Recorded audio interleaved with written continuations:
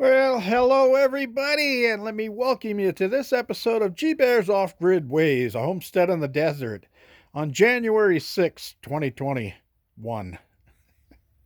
2021, WON. But it's going to be back again next year, 2022, TOO. Never mind. I got that from Fubar Life. Anyway, here we are in front of Tomcat's cage, and I've been getting a lot of questions on how Tomcat's doing, so I gotta check his food anyway. So let's see how he's doing. Oh, he's getting ready to go out his little back corridor there. He heard me coming over. It looks like he's been eating in here, getting his water, so he's fine. So let me close him up. If I back off and give him some room, he'll probably come out and you'll see him scoot past.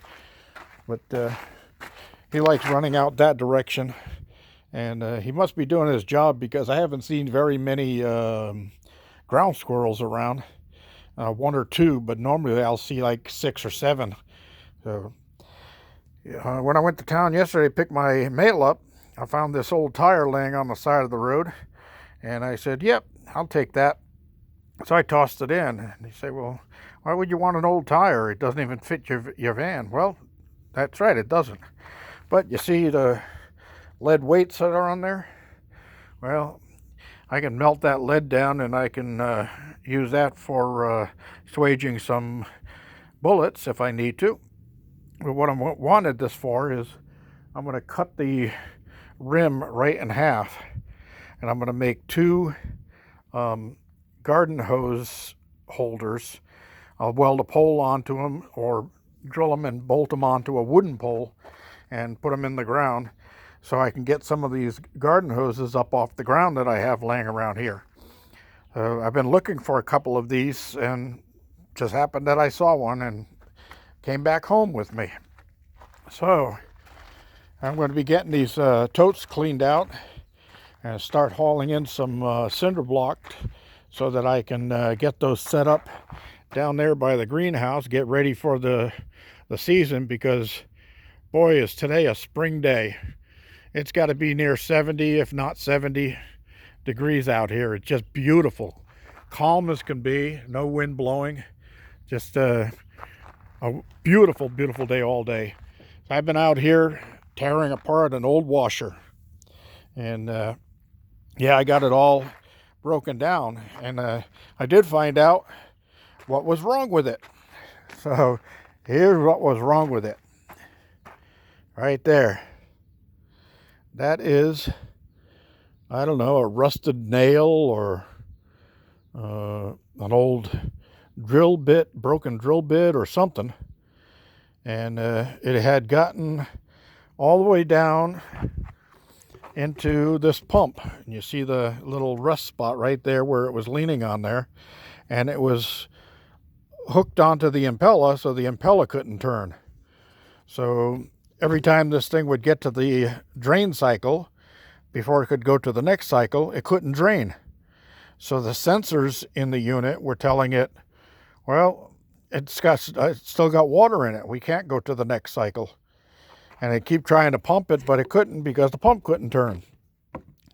So, of course, I didn't find that until I had gotten the whole thing torn apart. So it wasn't worth putting it back together again for that.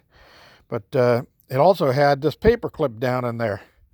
So for those of you who have a Maytag with the low profile agitator in it like that, remember, check all your pockets. Don't let anything of metal get down inside of this thing, because it will get through and it'll get down into the pump and the impellers and that stuff, and it'll jam up your system.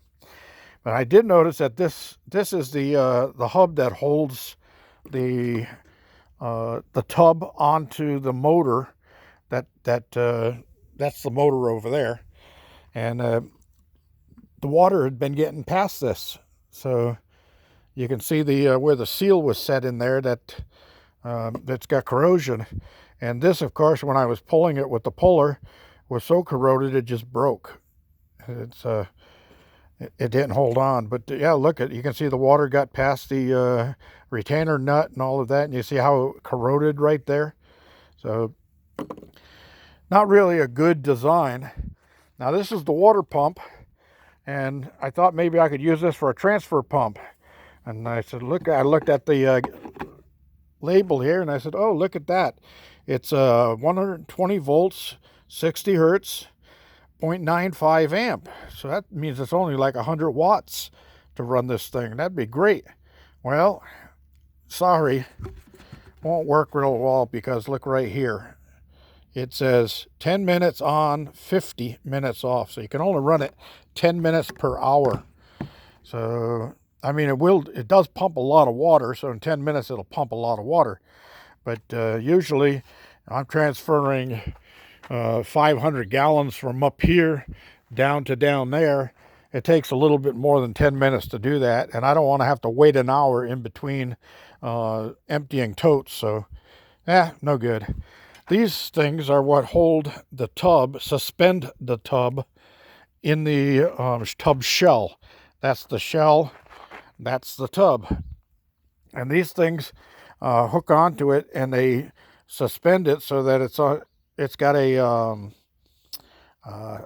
spring to it, so it can move around. And I like these things because these little hooks come in handy. I've got a couple laying around here. I use them around the chicken coop to grab things that are out of reach. I use them to take the hot grill off of my fire pit over there, things like that. So these things come in handy. And I got more than I'll ever need, so I'll ask my neighbors if they want any, because my neighbors have been just great neighbors. They took a ride up to Bishop because they wanted to go check some things out. So they went to some of the famous places up there. One of them was Schatz Bakery. And at Schatz Bakery, they brought me back a ciabatta with all the toppings on it and everything. So I'm going to have that with dinner. And just a little while ago, he pulled up to my gate down there and signaled that he was putting something in my mailbox. And look, black peppered elk jerky. Oh my God, I loved black peppered elk jerky. This comes from another famous place up there, Mahogany Smoked Meats. And you can go to www.smokedmeats.com, and there's their phone number right there. You can call them. They'll ship this stuff to you. It is not cheap. This is just a little over a quarter pound, and it's $12. So you figure a pound of this is going to be $48, $50 a pound. So yeah, it's not cheap, but it is really, really good. I mean, that is the best elk jerky I've ever had in my life. And I told them about it when they were going up there, so they stopped and they bought me some. They did drop some off the first night. It was just a couple of pieces of teriyaki. And boy, that was good.